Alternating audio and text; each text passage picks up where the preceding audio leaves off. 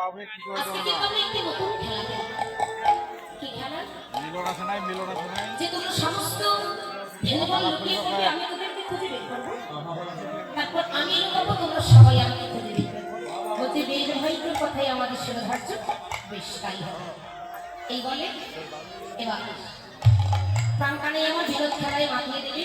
আর খেলা খেলিতে খেলিতে সাধারণ সবাই লুকিয়ে পড়েছে। যিনি সমস্ত রাখালগণ লুকিয়ে পড়েছে, যিনি অন্তর্যামী, তার কি খুঁজে বের করতে 1 সেকেন্ড সময় লাগে? আমরা যেখানেই থাকি না কেন, তার খুঁজে বের করতে কিন্তু 1 সেকেন্ড সময় লাগবে না। চোখের পলকেই আমাদের খুঁজে বের করতে। এবার খুঁজে বের করে আবারও বিরোধ খেলায় মাতিয়ে দিলি। খেলা খেলতে খেলতে প্রাণ গোবিন্দ সেই প্রেমময়ী শ্রীমতী রাধারানীর কথা মনে পড়ে গেছে। গোবিন্দ আমার রাধারানীর কাছে চলে গেলেন। সকাল অনেকক্ষণ ধরে খুঁজছেন, কিছুতেই খুঁজে বের করতে পারছে। কোথায় ছিল বলো না? ছুটে এসে বললেন, শ্রীরাম, ও শ্রীরাম, ভেবে দেখেছি আজকে সারা দিনেও আমরা বদল একবার কৃষ্ণ নাম করি।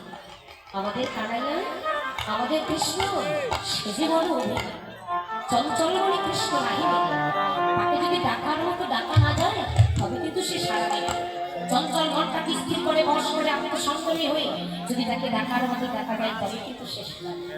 এই বলে সমস্ত রাখাল মাঝে দাঁড়িয়ে হেমদণ্ড বাহু ধারণ করে এবার নির্মম চিত্ত দ্বারা তারা প্রাণ হারিয়েছে। কি হবে? আজি রাখালো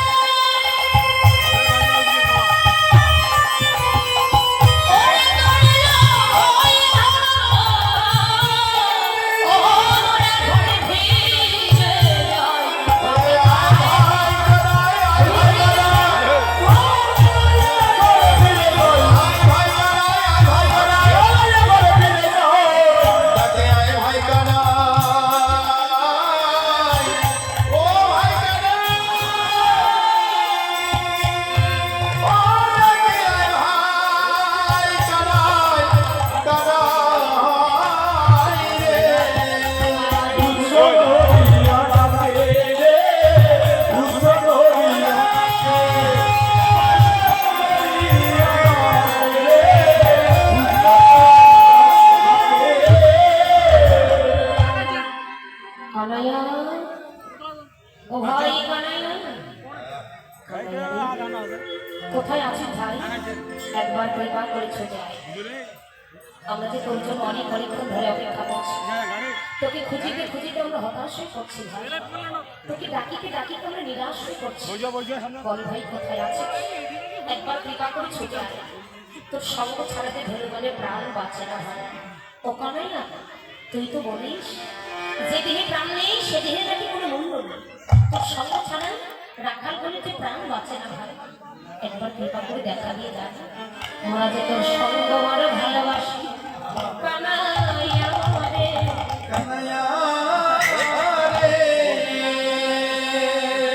একবার দেখা দিয়ে যা ভাই। তোর সঙ্গ ব্যতীত আমাদের আর কোনো কিছু ভালো লাগে না। আমার ভগবানকে ডাকার মতো লাগলে তো ভগবান বেঁধে থাকতে পারে না। কি করলেন? শুনিয়া তখন আসে রমণী দাঁড়ালো রাখিলেন মুখে। কত সঙ্গ করে আসিলেন শ্রীহরি প্রসাদ অঞ্চলে বাধা।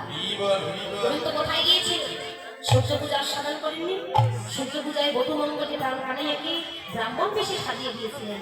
ঠিক আমার গোবিন্দ সূর্য পূজায় রাধানের কাছে গিয়েছিলেন। সকালে ডাক শুনে ওই যে বাবা ব্রাহ্মণের লোক বেশি থাকে না, এখানে কোনো ব্রাহ্মণ থাকলে রাগ করবেন, অপরাধ ক্ষমা করবেন। এখানে ব্রাহ্মণের লোক বেশি থাকে, পুজো করিতে প্রসাদাদিগুলো পেয়েছিল, পরিণাম করে নিয়েছে। আর ঠিক সেই সময় যেই না সখাগণ দেখেছে, এবার প্রসাদ অঞ্চলে বাধা, এই অবস্থায় সখাদের সামনে এসে দাঁড়িয়েছে। শুনিলাম তখনই আসিল রমণী, দাঁড়ালো রাখালেন। বধূ সঙ্গ করি আসিলেন শ্রীহরি প্রসাদ অঞ্চলে বাধা। বধূ ডাক শোনেন দূরে থাকিতে পারে, অবধূর ডাক শুনে কি তুলে ওরে থাকিতে পারে।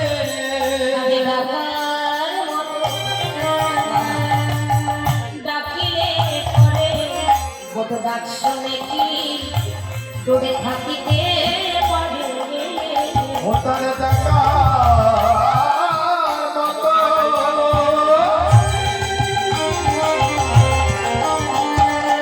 ডাকলে পরে বধূ ডাক শুনে গিয়া